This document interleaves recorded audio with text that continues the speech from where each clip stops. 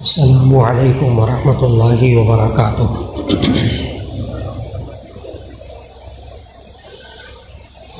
अल्हम्दुलिल्लाहि नहमदुहु व नस्तईनुहु व नस्तगफिरुहु व नु'मिनु बिही व नतवक्कलु अलैहि व नऊज़ु बिल्लाहि मिन शुरूरि अनफुसिना व मिन सय्यिआति अमालिना। मन यहदिहिल्लाहु फला मुज़िल्ल लहु व मन युज़्लिल्हु फला हादिय लहु व नशहदु अल्ला इलाहा इल्लल्लाहु वहदहु ला शरीक लहु व नशहदु अन्न सय्यिदना व मौलाना मुहम्मदन अब्दुहु व रसूलुहु सल्लल्लाहु अलैहि वसल्लम। अम्मा बअदु फ़अऊज़ु बिल्लाहि मिनश शैतानिर रजीम। बिस्मिल्लाहिर रहमानिर रहीम। वक़ज़ा रब्बुका अल्ला तअबुदू इल्ला इय्याहु व बिल वालिदैनि इहसाना। इम्मा यब्लुगन्ना इंदकल किबर अहदुहुमा औ किलाहुमा फला तक़ुल लहुमा उफ़्फ़िन वला तन्हरहुमा वक़ुल लहुमा क़ौलन करीमा वख़्फ़िज़ लहुमा जनाहज़्ज़ुल्लि मिनर रहमह वक़ुल रब्बिरहमहुमा कमा रब्बयानी सग़ीरा। सदक़ल्लाहुल अज़ीम।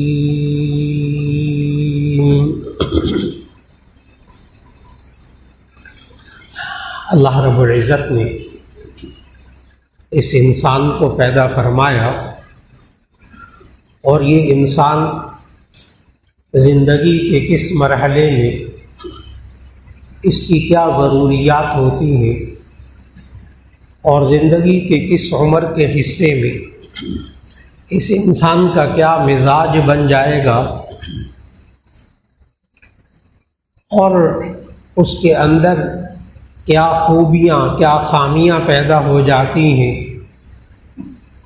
बचपन के अंदर क्या खूबियाँ खामियाँ, नौउम्री में क्या खूबियाँ खामियाँ, जवान हो जाता है फिर खूबियाँ खामियाँ, फिर बूढ़ा होने लगता है, बूढ़ा हो जाता है, क्या खूबियाँ खामियाँ। ये सारी बातें उस खालिक को बहुत अच्छी तरह मालूम है, क्योंकि उसने इंसान को पैदा किया है। ये पैदा होता है उस वक्त इसकी क्या ज़रूरियात हैं वो अल्लाह ने कुरान मजीद में बताया। ये पैदा कैसे होता है वो सारे तरीक़े अल्लाह ने कुरान में बताए। किस किस मरहले से गुज़र कर ये दुनिया में आता है ये तक कुरान मजीद में बताए। वो इतना बाखबर है, इतना जानने वाला है। बच्चा होता है तो उसके लिए दूध पिलाना, माँ बाप को हिदायत दी सूरतुल बकरा में, वल वालिदातु युर्ज़िअना औलादहुन्ना हौलैनि कामिलैनि, पूरे अहकामात। ये बच्चे को 2 साल दूध पिलाएं, 2.5 साल दूध पिलाएं, फिर ज़रा और बड़ा होता है, जवान होने लगता है, उसकी ज़रूरियात अलग हैं, उसके आदाब अलग बताए। वइज़ा बलगल अत्फ़ालु मिनकुमुल हुलुम फल्यस्तअज़िनु कमस्तअज़नल्लज़ीना मिन क़ब्लिहिम। बालिग़ होने के अलग अहकामात बताए कि जब बच्चे बच्चियां जवान हो जाएं फिर क्या उनके अंदर तब्दीलियां आती हैं, खालिक से ज़्यादा कोई नहीं जानता। इसी तरह जब वो बुढ़ापे में पहुँचते हैं तब अल्लाह ताला समझाता है कि अब इन बूढ़ों के अंदर ये तब्दीलियां आ रही हैं। और ये बुजुर्ग हजरात मुआशरे में रहते हुए वो उस वक्त बहुत परेशानी का सामना करना पड़ता है जब बच्चे जवान हो जाते हैं, बच्चियां जवान हो जाती हैं। उस वक्त माँ बाप बुढ़ापे की दहलीज पे कदम रखते हैं, हालात आते, अल्लाह को मालूम।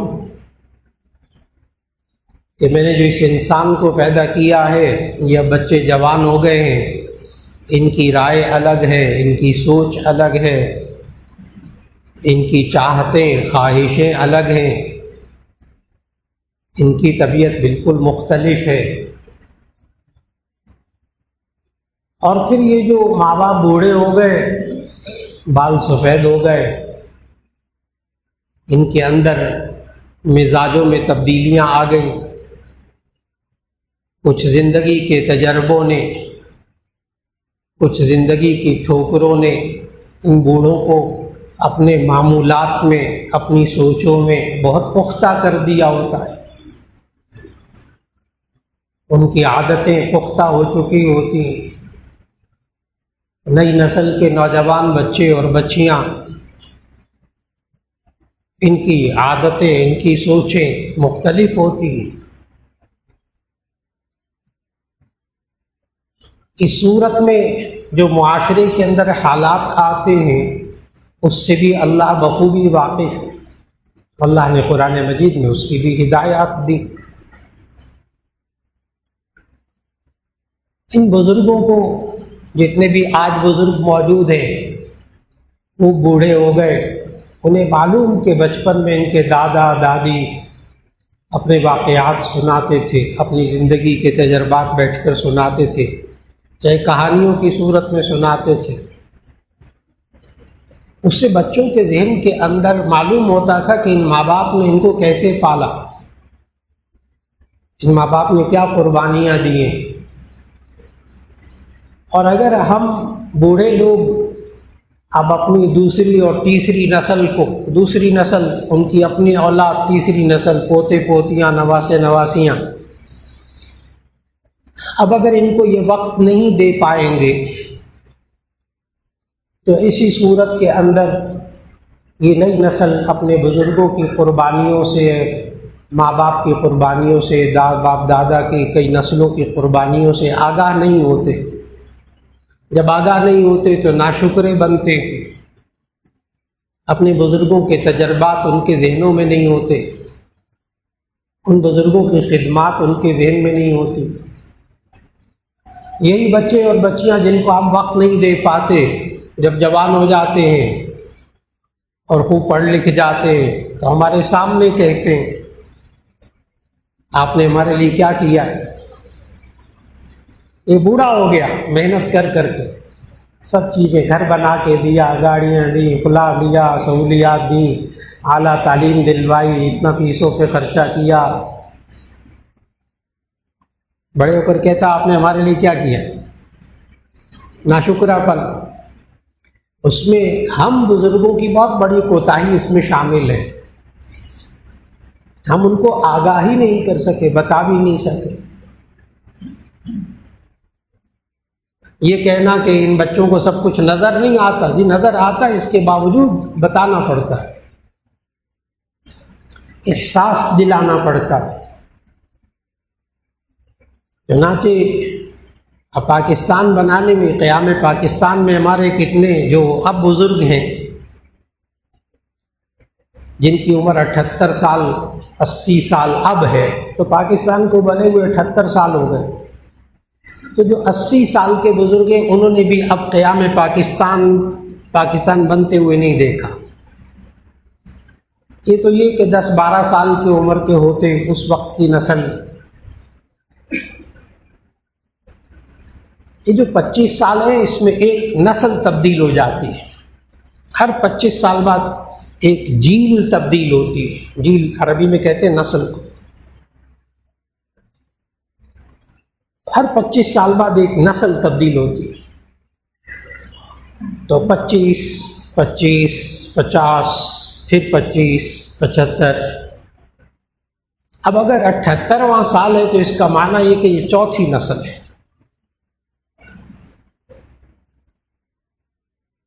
उसका नतीजा ये हुआ कि पहली दूसरी नस्ल तक तो बड़े आराम से सबको पता था कि क़याम पाकिस्तान के लिए क्या कुर्बानियाँ दी गई। जिक्र भी होता था, बुजुर्ग जिक्र भी करते थे।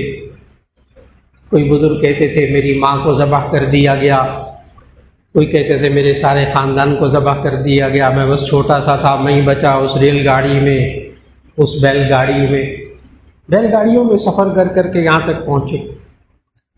वो उस वक्त की कैफियत बताते थे, नतीजा ये होता था कि उनके अंदर एहसास था। पाकिस्तान क्यों बनाया इसका भी उनको एहसास था। लेकिन चौथी नस्ल जो है वो आकर यूं कहती है ये तो इस्लाम के लिए बना ही नहीं था। अब चौथी नस्ल ये लिखने लगी है, ये पढ़ने लगी है, ये कहती है। वो तो इससे भी इनकार करते हैं कि ये दो कौमी नजरिए से भी इनकार करते हैं। एक हिंदू होता था, एक मुसलमान होता था, दोनों की सकाफत अलग होती थी, दोनों का रहना सहना, लिबास, शादी ब्याह, उनकी सकाफत, उनका कल्चर सब कुछ अलग था। हम इसलिए अलग मुल्क चाहते थे ताकि यहाँ अपनी सकाफत, अपनी इबादत, अपनी मुआशरत, अपने मामलात इस्लाम के मुताबिक कर सकें। ये मैं इसलिए अर्ज कर रहा हूँ कि जब तक, और ये कुदरती है बात, दो नस्लों के दरमियान फासला हो जाता है, हम उसको जनरेशन गैप कहते हैं। ये कुदरती चीज़ है, इसको मानना पड़ता है। जनरेशन, एक नस्ल, जनरेशन गैप, दो नस्लों के दरमियान फासला। एक नस्ल 25 साल, दूसरी नस्ल 50 साल, फिर तीसरी नस्ल 50 से ऊपर।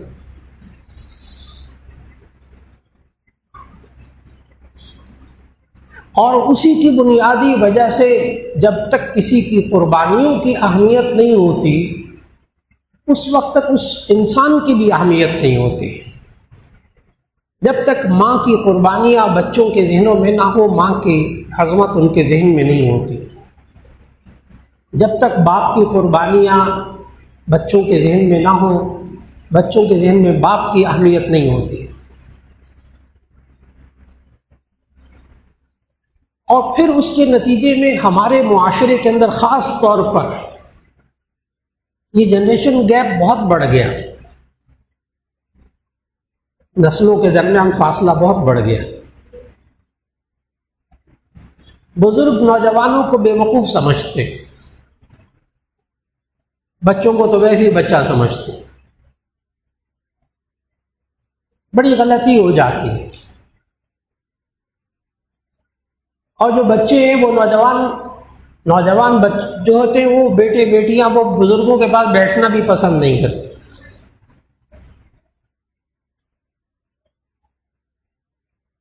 और हम बुजुर्ग नौजवानों को अपने पास बिठाना भी पसंद नहीं करते। नबी करीम सल्लल्लाहु अलैहि वसल्लम ने कुछ और मुआशरत दी थी। हम जहाँ बुजुर्ग नमाज पढ़ते हैं ना घर में, कोई ताजुद पढ़ रहा, कोई नफल पढ़ रहा, कोई शराब पढ़ रहा, कोई चाश्त पढ़ रहा, जहाँ हम नमाज पढ़ते हैं वहाँ कर्फ्यू लगा होता है। कोई बच्चा आ जाए तो हम कहते हैं अपनी बहू को, तो बच्चे संभालने नहीं आते, सारी मेरी नमाज खराब कर दी। हम बच्चों को नमाज में भी करीब नहीं आने, घरों में। और एक वो नाना थे कि जब वो सजदे में जाते थे तो हज़रत हुसैन रज़ी अल्लाह ताला अन्हु उनके ऊपर चढ़ जाते थे सजदे।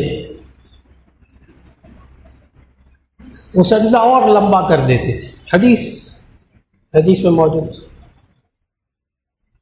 सजदा और लंबा कर देते थे, नमाज से ऊपर चढ़े हुए। अहदीस में मौजूद कि वो नमाज पढ़ रहे तो दरमियान में दो टांगों के बीच में से नवासे गुजरना चाहते हैं हज़रत हसन हुसैन रज़ी अल्लाह ताला। बचपन में वो टांगें और चौड़ी कर देते हैं, ज़रा बच्चा आराम से गुजर जाए। तो मैंने बताया हम जब नमाज पढ़ते तो कर्फ्यू नाफिज होता, करीब ना आए, हमारी नमाज ख़राब हो जाती। मस्जिदों में और बात है, मस्जिदों में तो इज्तिमाई मामलात होते हैं, वहाँ ऐसे छोटे बच्चों को लाना मुनासिब नहीं होता जिससे दूसरे नमाजी मुतासिर हो। हाँ, जब बच्चों को तरगीब दी जाए, 7 साल की उम्र हो जाए और नमाज पढ़ना पूरा आ जाए और कहना मानना शुरू हो जाए, फिर मस्जिद में लाए तो हरज नहीं होता। कहाँ किस वक्त से करीब करना है, किस वक्त से करीब करना है। जितना इस नई नस्ल को करीब करेंगे ये बुजुर्ग, ये माँ बाप, उनको टाइम देंगे, उनको वक्त देंगे, उनके साथ नाश्ता करेंगे बैठकर, उनके साथ खाना खाएंगे बैठकर, उनके साथ शरीक होंगे, उनकी बातों को सुनेंगे, बोलने देंगे, थोड़ा सा अपने शेयर करेंगे वो अपनी बातें आपसे। ये जो हमारे मुआशरे ने इंसानों को पैसा कमाने की मशीन बना दिया, इसमें से वक्त निकालना पड़ेगा आज नई नस्ल की, वरना ये जनरेशन गैप बहुत, फासला बहुत बढ़ जाएगा और बढ़ चुका है। वक्त देना पड़ेगा, उतना कम पैसा कमा लीजिए, औकात को मुनज़्ज़म कर लीजिए, नई नस्ल को वक्त दीजिए,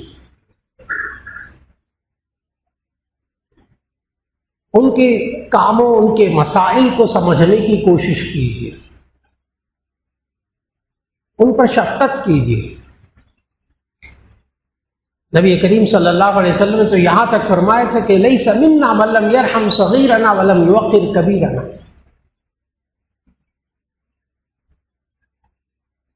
मन लम यरहम सगीरना, जो हमारे छोटों पर शफ़क़त नहीं करता, वलम यरहम कबीरना, और हमारे बड़ों की का मन लम यरहम सगीरना वलम युक़िर कबीरना।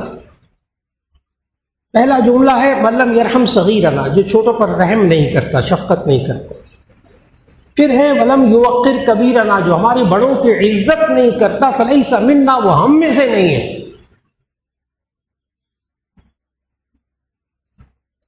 वो मुसलमानों के मुआशरे का हिस्सा नहीं है जो बुजुर्गों की इज्जत नहीं कर रहा, एहतराम नहीं कर रहा।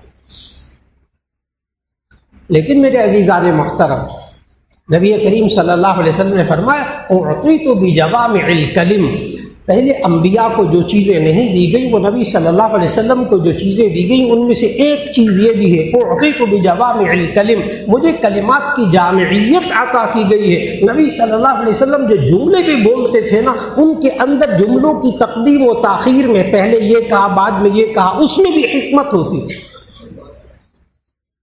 उस तरतीब में भी हिकमत होती थी। पहले फरमाया वल्लम यरहम सगीरना, फिर फरमाया वलम युक़िर कबीरना। इस पर मुहद्दिसीन ने लिखा कि जब हम छोटों पर शफ़क़त करेंगे, नतीजे में हमें वहां से एहतराम मिलेगा। हम वन वे ट्रैफिक चलाते, हम वन वे ट्रैफिक, हम चाहते हैं हमारे ये नौजवान इज्जत करें, हम उनको डांटें, गालियां दें, बुरा भला कहें, मारे पीटे, और उसके बाद वो हमारा एहतराम करें। नामुमकिन, नामुमकिन, ये अल्लाह का निज़ाम नहीं है।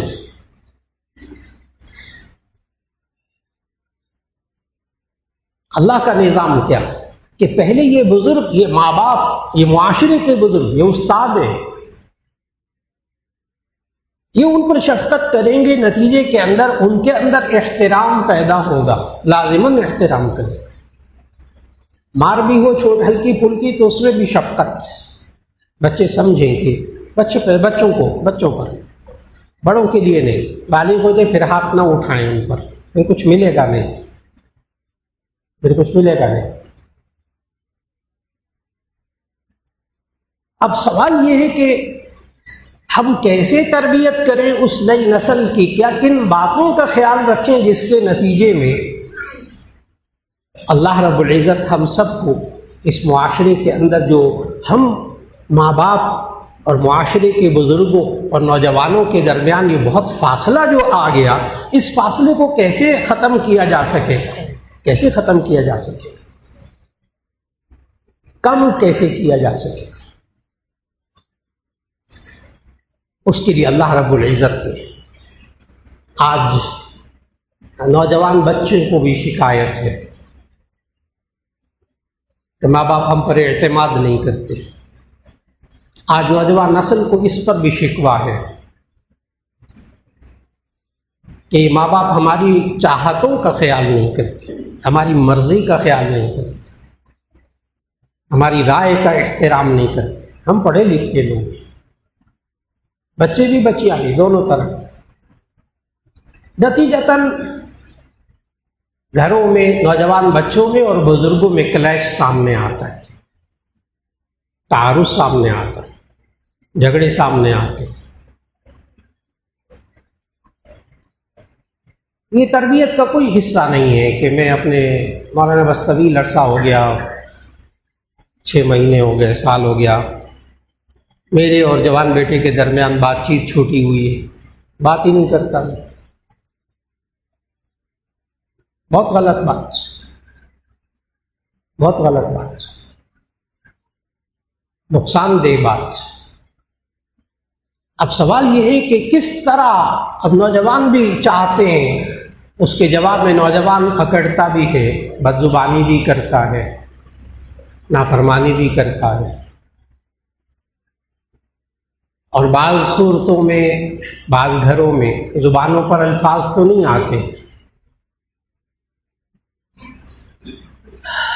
लेकिन नौजवान बच्चे माँ बाप पर इस मुआशरे में बस औकात हाथ भी उठा रहे हैं। ये अलमिया है बहुत बड़ा।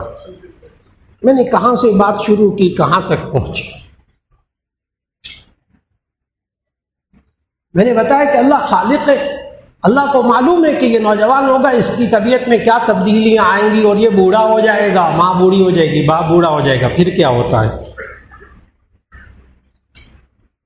जब ये घरों में, रिश्तेदारों में, मुआशरे में ये वाला क्लैश सामने आए ना, जनरेशन गैप का, तो उसमें हमें क्या करना चाहिए। जब ज़रूरत पेश आ जाए, ख़ासतौर पर नौजवान बहुत परेशान, नौजवान बच्चे और बच्चियाँ बहुत परेशान हैं, क्या करें हम। वो तो पता क्या सवाल करते हैं नौजवान बच्चे और बच्चियाँ, वो तो ये सवाल करते हैं, मौलाना माँ बाप हमें घर में बड़ा तंग करते, इनको हम बंदा कैसे बनाएं। ये जुमले हैं नौजवान असल, और बल्कि कहते भी हैं कि हम यूं करेंगे तो ये माँ बाप बंदा बनेंगे, वो बंदा बनाने की फिक्र में, और माँ बाप उस वक्त कैसा वक्त गुजार रहे हैं। बहुत तल्ख मौजू है हकीकत। जब जरूरत पेश आ जाए तो सूरह बनी इसराइल 15वां पारा, उसकी आयत नंबर 23 और 24 की तिलावत कीजिए, तर्जुमा पढ़िए, और उसमें जो अल्लाह ने 5 उसूल बताए हैं उसको बहुत अच्छी तरह ज़हन नशीन फरमाए। हालात दुरुस्त हो जाएंगे इंशाअल्लाह। करने वाला अल्लाह, करने वाला अल्लाह। हमारे ज़िम्मे आमाल की पाबंदी है, हम क्या करें। उन आमाल का जो नतीजा मुरत्तब करना है वो अल्लाह के ज़िम्मे, वो अल्लाह के ज़िम्मे। जब ज़रूरत पेश आ जाए इस मौजू को जो आज जिक्र कर रहा हूं, तल्ख मौजू, किसी वक्त मायूस ना हो, कोई मरहला आ जाए मायूस ना हो, ना नौजवान बच्चे और बच्चियां, खवातीन भी सुन रही हैं सारी बातें, नौजवान बच्चे भी मौजूद हैं, इसलिए थोड़ा सा खुलकर बातें करूंगा। वक़ज़ा रब्बुका अल्ला ताबुदू इल्ला इय्याह, सूरह बनी इसराइल 15वां पारा, आयत नंबर 23 और 24 का मुताला कीजिए, और आने वाले उसमें 5 उसूलों को अच्छी तरह, और ये ज़हन में रखिएगा कि खालिक ने बताए। कोई इंसान, कोई मुफक्किर, कोई मुसन्निफ, कोई दानिश्वर, कोई माहिर नफ्सियात कोई बातें बताए ना, तो आप कह सकते हैं कि हमें इससे इख्तिलाफ है, लेकिन जब खालिक कह रहा हो फिर गुंजाइश नहीं है कि मुझे आप इस बात से इख्तिलाफ हो, फिर गुंजाइश नहीं। और समझना होगा आज नौजवान को भी कि उसको पैदा करने वाला भी वही अल्लाह है जिसने ये 5 बातें बताई हैं, और इस बूढ़े को भी पैदा करने वाला और बूढ़े को बुढ़ापे में तक पहुंचाने वाला भी वो अल्लाह है जिसने ये 5 बातें बताई। इनमें से कोई बात गलत नहीं हो सकती। सबसे पहली बात, वक़ज़ा रब्बुका अल्ला ताबुदू इल्ला इय्याह, आपके रब ने फैसला किया है। वक़ज़ा रब्बुका, आपके रब ने फैसला किया अल्लाह ताबुदू इल्ला इय्याह, तो किसी की इबादत न करे सवाए अल्लाह, किसी की बात न माने, सिर्फ अल्लाह की बात माने बस। सबसे पहला मरहला तो ये है। और अगर नौजवान ऐसी नस्ल तैयार हो जाए कि वो यूं कहे मैं तो किसी अल्लाह को ही नहीं मानती, नौजवान नस्ल, ये भी बड़ा मुश्किल मरहला है। समझते हैं आप कि नौजवान नस्ल तालीमी इदारों के अंदर एथीस्ट बन रही है। एथीज़म, अल्लाह को ना मानना। एक वालिद साहब का फोन आया, कहने लगे मेरा बेटा मुल्हिद हो गया है, बेदीन हो गया है, एथीस्ट हो गया।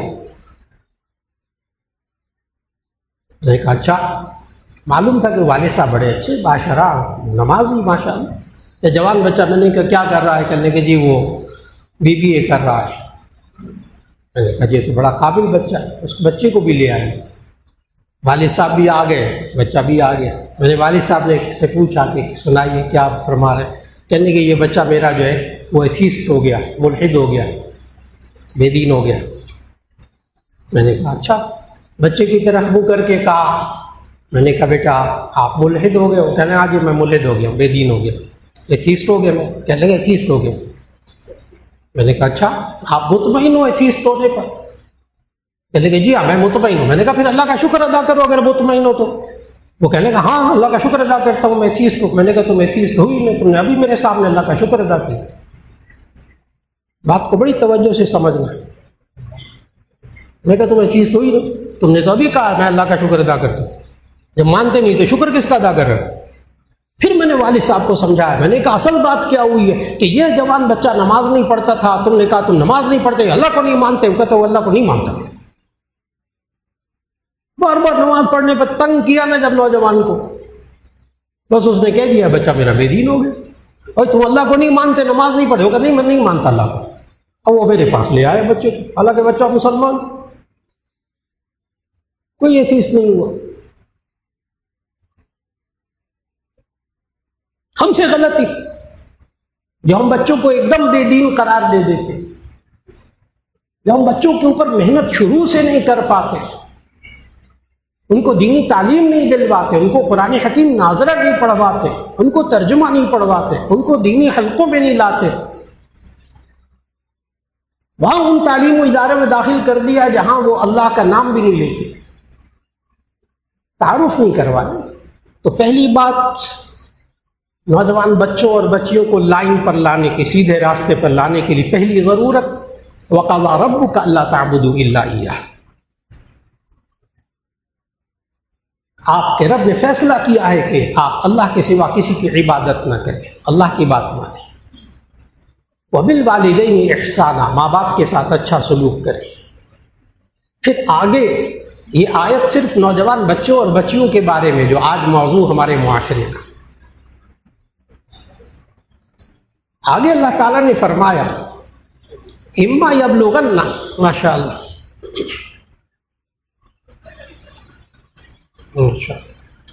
माशाअल्लाह, अहलन व सहलन मरहबा। जज़ाकल्लाह खैर, जज़ाकल्लाह। अल्हम्दुलिल्लाह।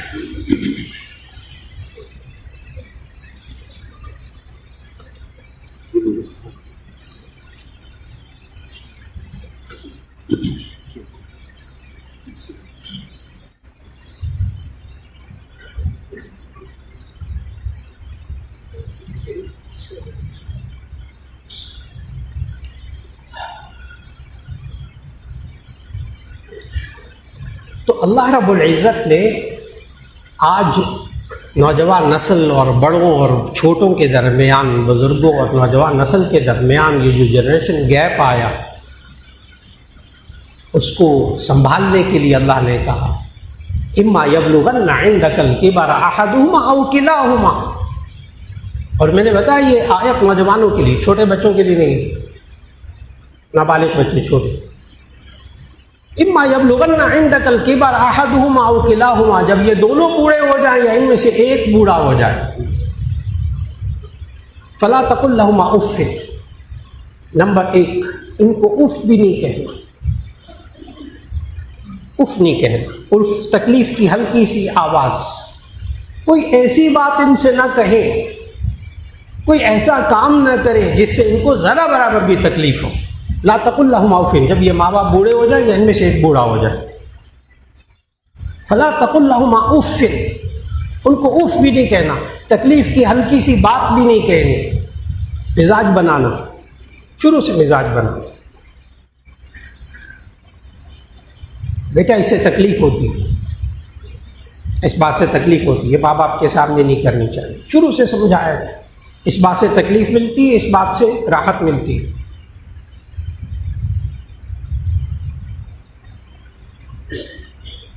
और हम बहुत बोलते हैं कि ये नौजवानों को अदब करना चाहिए, माँ बाप का और बुज़ुर्गों का मुआशरे में अदब करना चाहिए। हकीकत ये है कि अदब का माना, अदब का मतलब इसका मफ़हूम वो आवाम के ज़हनों में नहीं होता। बहुत अजीब बात अर्ज़ कर रहा हूँ। अदब का मतलब समझते हैं माँ बाप आ जाए, खड़े हो जाए, माँ बाप आ जाए तो कहना मान ले, माँ बाप की जूतियाँ सीधी कर दें, उनके पाँव दबा दें, अदब ख़त्म हो गया। सारा मैंने अदब का खुलासा बताया है जो मुआशरे में लोग समझते हैं। और हज़रत मौलाना शफ़ी अली साहब थानवी रहमतुल्लाह अलैह ने अदब का कुछ और मतलब बताया। हज़रत मौलाना शफ़ी अली साहब थानवी रहमतुल्लाह अलैह लिखते हैं कि अदब नाम है राहत रसानी का, अदब मुकम्मल हो गया, बात मुकम्मल हो गई। अब मैं इस जुमले को खोलने लगा। अदब नाम है राहत रसानी का, आराम पहुंचाना, आराम पहुंचाना। अब अगर किसी बुजुर्ग की टांग में चोट लगी हो, पाँव में चोट लगी हो, वो क्या बुजुर्गों का, माँ बाप का पाँव दबाना ये तो बहुत बड़ा सवाब का काम है। अब जोर से दबाएगा उसको तो बाप चीखेगा, वो बुजुर्ग तो चीखे मारेगा, तो आप उसको अदब नहीं कहेंगे। अदब राहत रसानी, आराम पहुंचाना। बच्चों का मिजाज बनाइए, मुआशरे में अपने शागिर्दों का मिजाज बनाइए, ऐसा काम कीजिए जिससे बुजुर्गों को राहत पहुंचे, आराम पहुंचे, ये अदब है। अगर वो कहते हैं आराम से आहिस्ता बोलो तो ये अदब है। अगर वो कहे मुझे नहीं सुनाई दे रहा, जरा ऊंचा बोलो, तो ये अदब है। अदब नाम है राहत रसानी का। ला तकुल लहुमा उफ़्फ़िन, इनको उफ़ ना कहो। और इस ला तकुल लहुमा उफ़्फ़िन के तहत हमारे यहाँ दरस निज़ामी की किताब पढ़ाई जाती है, उसूल फ़िक़्ह की, उसूल शाशी। उसमें अल्लामा निज़ामुद्दीन शाशी लिखते हैं इसी आयत के तहत, ला तकुल लहुमा उफ़्फ़िन के तहत, कि माँ बाप को उफ़ कहना, हल्की सी तकलीफ पहुँचाना हराम है। इसके जवाब में आगे वो लिखते हैं कि इससे साबित होता है तहरीम ज़र्ब व शतम लिअबवैहि। उसूल शाशी की इबारत पढ़ रहा हूँ, ला तकुल लहुमा उफ़्फ़िन के तहत लिखा तहरीम ज़र्ब व शतम लिअबवैहि, माँ बाप को गाली देना, उनको मारना हराम है। इस आयत के तहत जब उफ़ कहना, हल्की सी तकलीफ पहुँचाना हराम है, तो माँ बाप पर हाथ उठाना, उनको गालियाँ देना, ये और ज़्यादा हराम था। अब देखना होगा मुआशरे में कि नौजवान नस्ल कहीं हराम काम में तो मुब्तला नहीं है। घरों के अंदर, मुआशरे के अंदर, नंबर 1, ला तकुल लहुमा उफ़्फ़िन। अगर घरों के हालात को, मुआशरे के हालात को और बुजुर्गों और नौजवानों के दरमियान ये जो बढ़ता हुआ फासला है उसको ख़त्म करना है, तो उसमें नंबर 1 बात, ला तकुल लहुमा उफ़्फ़िन। फिर नौजवान अपने बूढ़े माँ बाप को हल्की सी तकलीफ भी ना पहुँचा। नंबर 2, कुरान। नंबर 2, वला तनहरहुमा, इनको झिड़कना नहीं। उस खालिक को मालूम है, उस खालिक को मालूम था कि जब ये बूढ़ा हो जाएगा और सामने वाला जवान हो जाएगा तो जवान समझेगा कि ये बूढ़ा उस वक्त तक चुप नहीं करेगा जब तक कि मैं इसको झिड़कूंगा नहीं। आजकल नौजवान समझते हैं, मसाइल का हल ये समझते हैं कि हम बूढ़े माँ बाप को झिड़केंगे तो चुप करके बैठेंगे। उस खालिक को पता था। अब लफ्ज़ ला तनहरहुमा बता रहा है कि ये नौजवान के लिए आयत है, छोटे बच्चों के लिए नहीं है। छोटे बच्चे जरा सा माँ बाप के सामने झड़कने वाला हो, एक थप्पड़ लगाएगा उधर जाके गिरेगा, सीधा हो जाएगा। ये नौजवानों के लिए ला तनहरुमा। दूसरा काम, आज अगर माहौल ठीक करना है तो माँ बाप को झिड़कना बंद कर दे। नंबर 3, वकुल लहुमा कौलन करीमा वला तनहरुमा। नंबर 3, वख्फिद लहुमा जनाह ज़ुल्लि मिनर रहमा। इनके सामने अपने बाजुओं को आजिज़ी से झुकाए रखना, अकड़ना नहीं। हम मुआशरे में हमारे नौजवान बच्चे और बच्चियां अकड़ना पता किसको कहते हैं? एक खास लफ्ज़ बोलते, एक खास लफ्ज़ बोलते। घर में तब गुजारा होगा तुम्हारा, आपस में नौजवान बातें करते, तब तुम्हारा घर में गुजारा होगा जब तुम माँ बाप के सामने स्टैंड लोगे। स्टैंड समझते? अकड़ना। तो माँ बाप के सामने स्टैंड लोगे तो मसले हल होंगे। अल्लाह मना कर रहा है, वख्फिद लहुमा जनाह ज़ुल्लि मिनर रहमा। अपने बाजुओं को आजी से झुकाए रखो अगर मसले को हल करना चाहते हो। बात मनवानी है ना, आराम से कह लो, बार बार कह लो, दरखास्त कर लो, मूड देख लो, मिजाज देख लो। वख्फिद लहुमा जनाह ज़ुल्लि मिनर रहमा। 3 काम हो गए। नंबर 4, वकुल लहुमा कौलन करीमा। इनसे नरम लहजे में बात करना। जब ये बूढ़ा हो जाए, दोनों या एक बूढ़ा हो जाए, खालिक कह रहा है कुल लहुमा कौलन करीमा, इनसे नरम लहजे में बात करना।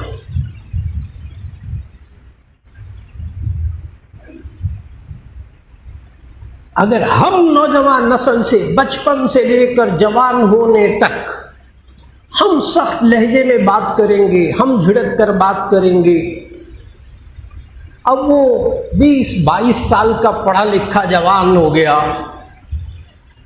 उसने बचपन से लेकर 22 साल तक आपने उसके जहन में जो रिकॉर्डिंग की है, उसकी जो तरबियत की है, वो झिड़क कर की है, गालियां देकर की है। अब 22 साल की उम्र के बाद जब रिप्ले होने लगेगा तो उसमें से उसके मुंह से फूल झड़ेंगे? क्या उसके रवैये में अखलाक होंगे?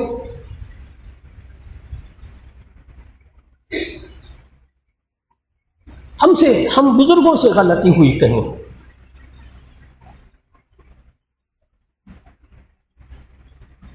एक नौजवान बच्चे के वालिद साहब आए, कहने के बहुत बदतमीज बच्चा है ये ना, आप पढ़ाते तो इसको लेकिन आप इसकी तरबियत नहीं करते। मैंने कहा अच्छा। मैंने बच्चे को कहा बेटा आप जरा क्लास में जाओ और सबक पढ़ो जाके। वालिद साहब को लेके बैठे। मैंने कहा मैं इसको समझाऊंगा ठीक हो जाएगा। बच्चा अभी वहीं खड़ा था। मैंने कहा समझाऊंगा ठीक हो जाएगा। वो इतनी मोटी मोटी 2 गालियां निकाल के ना बच्चे के सामने, मुझे वो गालियां मैं नहीं निकाल सकता, माँ बहन की गालियां निकाली बच्चे को मेरे सामने निकाल कर कहा इसकी टांगें तोड़ दे फिर समझेगा। मैंने कहा बहुत अच्छा। फिर मैंने बच्चों का, मैंने कहा बेटा तुम तो जाओ। वालिद साहब की तरफ मुतवज्जे हुआ। मैंने कहा आपने अभी मेरे सामने बच्चे को ना 2 मोटी मोटी गालियां दी हैं। चले हाँ जी, इसके बगैर बंदा नहीं बनते। मैंने कहा बहुत अच्छा। मैंने कहा इसका मतलब ये हुआ कि आप घर में भी इसको गालियां देते हैं? हाँ इसी तरह होता है। मैंने कहा इसका मतलब ये हुआ कि आप मियाँ बीवी भी जब आप सब लड़ते हैं तो आपस में एक दूसरे को गालियां देते हैं? हाँ होता रहता है, तो घरों में होता है। मैंने कहा बिल्कुल ठीक। मैंने कहा अब मैं गुजारिश करने लगा हूँ, ये बच्चे की उम्र कितनी होगी? कहने का 20-21 साल उम्र हो गई। मैंने कहा शुरू के 2 साल निकाल दो, फिर उसके बाद 20 साल आपने इसके सामने, आप मियाँ बीवी ने एक दूसरे को गालियां निकाली और आपने इसको गालियां निकाली। 20 साल तक आप उसके अंदर रिकॉर्डिंग गालियों की करते रहे हो। और जब 20 साल के बाद ये बोलेगा तो कुरान हदीस की आयतें निकलेंगी वो से। हमें खुद लाइन पर आना पड़ेगा, हमें खुद अपने आप को संभालना पड़ेगा। अभी किस तरह हमें चलना पड़ेगा इन बच्चों बच्चियों के साथ अपने घरों के अंदर। अभी चंद दिन पहले, कुछ अरसा पहले, एक चाइल्ड स्पेशलिस्ट, उनके पास एक बड़े खानदान, पढ़े लिखे खानदान की बच्ची आई। माँ बहुत पढ़ी लिखी, बाप भी पढ़ा लिखा। वो कहने लगी हमारा 7 साल का बच्चा है, लड़का। ये 7 साल का बच्चा है और ये चीख कर बोलता है, पानी भी मांगता है तो चीख कर मांगता है, रोटी भी मांगता है तो चीख कर मांगता है, इन्हीं की तरह आवाज से वो चीख कर मांगता है। तो ये नफ्सियाती मरीज हो गया, इसको कुछ दवाइयां दे दी। ये नफ्सियाती मरीज, साइको केस हो गया। डॉक्टर साहब मुझे खुद बताते, वो चाइल्ड स्पेशलिस्ट बहुत बड़े, आप बहुत से हजरात उनको जानते। कहने लगे मैंने बच्चे को कहा बेटा आप ज़रा बाहर जाओ। माँ बाप का इंटरव्यू शुरू किया, काफ़ी लंबा इंटरव्यू हो गया। कहने लगे पता ये चला कि पहले बाप जो है ना वो बीवी को कहता था कपड़े इस्त्री कर दो, आहिस्ता आहिस्ता कहता था, वो नहीं करती थी, फिर चीख कर बोलता था, चंद मिनट में कपड़े इस्त्री हो जाते थे। फिर वो कहता मुझे देर हो रही है ऑफिस से, नाश्ता बनाना है, नाश्ता दे दो। वो आराम से कहता था, होता नहीं था। जब वो चीख कर बोलता था एकदम नाश्ता आ जाता था। बच्चा जब पैदा हुआ तो बच्चे ने जब माहौल देखा तो उसको समझ में आ गया कि जब चीख कर बोला जाए तो फिर पानी भी मिलेगा, फिर नाश्ता भी जल्दी मिलेगा। और बीवी का भी यही हाल था। बीवी कहती हुई सौदा ला दो, सब्जी ला दो, तो इधर उधर हो जाता शौहर। और जब वो बीवी चीख कर कहती तो चंद मिनट में सब्जी भी आ जाता, दूध भी आ जाता, दही भी आ जाती। तो उस डॉक्टर साहब कहते मैंने उनको कहा माँ बाप को अब दो बातें आपने करनी है। नंबर एक, आपने खुद चीखना बंद कर देना है। नंबर दो, जब ये बच्चा चीख कर पानी मांगे तो आपने पानी नहीं देना, खाना नहीं देना। इसको कहना बेटा आहिस्ता मांगोगे तो मिलेगा, चीख कर बोलोगे तो नहीं मिलेगा। बस ये आपने दो काम करें, 2 हफ्ते करें, फिर मुझे आकर बताएं। वो जो खातून थी ना पढ़ी लिखी, वो कहने लगी डॉक्टर साहब बस। डॉक्टर साहब कहने लगे जी बस। वो कहने लगी मैं आपके बाहर जो सेक्रेटरी बैठा है, पीएन बैठा है, वो जो उसको मैं 3000 रुपये फीस लेकर आई हूँ, आपकी दवाई तो लिख दे। डॉक्टर साहब कहते हैं जब उसने इतना उलझना शुरू किया, पढ़ी लिखी माँ, दवा तो लिखे कोई, साइको केस है। डॉक्टर साहब ने कहा कोई दवाई नहीं लिखनी, आप ये 2 काम करें, और अगर फीस लेकर वापस जानी तो वापस ले जाए। खैर फीस तो वापस नहीं लेगी, चली गई। कहते 2 हफ्ते तो नहीं गुजरे, 1 हफ्ता ही गुजरा तो माँ का फ़ोन आया, बच्चा ठीक हो गया, डॉक्टर साहब आपका शुक्रिया। हमारी जिम्मेदारियाँ क्या, हम बड़ों की जिम्मेदारियाँ क्या, कि हमें भी लाइन पर आना पड़ेगा। हम अगर चीख कर बोलते रहेंगे, हम अगर नौजवान बच्चे और बच्चियों से बदतमीजी से बात करेंगे, जवाब में वो हमसे फूल झड़ते हुए बोले, मुश्किल हो जाएगा, मुश्किल हो जाएगा। हज़रत मौलाना फजल रहीम साहब सामने तशरीफ़ फरमाए, इनकी अब तक हजरत की मुझे कई तकरीरें याद हैं ज़ुबानी। हजरत के सामने बैठ कर कह रहा हूँ, हजरत एक हदीस सुनाते हैं और यूँ फरमाते अकरीमू औलादकुम। और जो तर्जुमा हजरत इस हदीस का करते थे वो मैंने किसी किताब में नहीं पढ़ा, किसी किताब में नहीं पढ़ा। अकरीमू औलादकुम, इसका वैसे हदीस में तर्जुमा लिखा है तुम अपनी औलाद का इकराम करो। और हजरत पता क्या तर्जुमा करते थे, बार बार कई बार सुना है हजरत ने, कहते हजरत तर्जुमा करते हैं अकरीमू औलादकुम का तर्जुमा, तुम अपनी औलाद को प्रोटोकॉल दो। ये हजरत का तर्जुमा है, सामने बैठे हजरत, तुम अपनी औलाद को प्रोटोकॉल दो। मेरा ख्याल है ये समझ में आ गया लफ्ज़ सबको, इकराम समझ में नहीं आता। अकरीमू औलादकुम, अपनी औलाद को प्रोटोकॉल दो। हाँ जहाँ गलती हो वहाँ गलती करो, जहाँ सख्ती करेंगे वहाँ सख्ती करो, लेकिन इकराम, इकराम जवाब में भी इकराम मिलेगा। नंबर 5, आखिरी बात, 5 उसूल, आयत नंबर 23 और 24 सूरह बनी इसराइल, 5वां और आखिरी उसूल, वक़ुल रब्बि इरहमहुमा कमा रब्बयानी सग़ीरा। अपने बच्चों को, बच्चियों को तालीम देनी है कि वो ये दुआ किया करें, जिंदा माँ बाप के लिए, मरों के लिए सारे करते, जिंदा माँ बाप के लिए दुआ सिखाई अल्लाह ने, रब्बि इरहमहुमा कमा रब्बयानी सग़ीरा। ऐ अल्लाह जब दोनों बूढ़े हो जाए, एक बूढ़ा हो जाए, रब्बि इरहमहुमा, ऐ अल्लाह इन दोनों पे रहम फरमा, कमा रब्बयानी सग़ीरा, जैसे इन्होंने मैं बचपन में पाला था। आज के मौजू का खुलासा अर्ज करने लगा हूँ। जब हमें मुआशरे में बुजुर्गों को छोटों से एहतराम न मिले, ये जनरेशन गैप आ जाए, नस्लों के दरमियान फासला आ जाए, एहतराम कम हो जाए, उस वक्त नौजवानों को ये आयत जहन में रखनी होगी, बुजुर्गों को वो हिदायत जहन में रखनी होगी, और ये 5 उसूल सिखाने होंगे नई नस्ल को। जब ज़रूरत पेश आ जाए, 15वां पारा सूरह बनी इसराइल, आयत नंबर 23 और 24, वक़ज़ा रब्बुका अल्ला ताबुदू इल्ला इय्याह व बिल वालिदैनि इहसाना।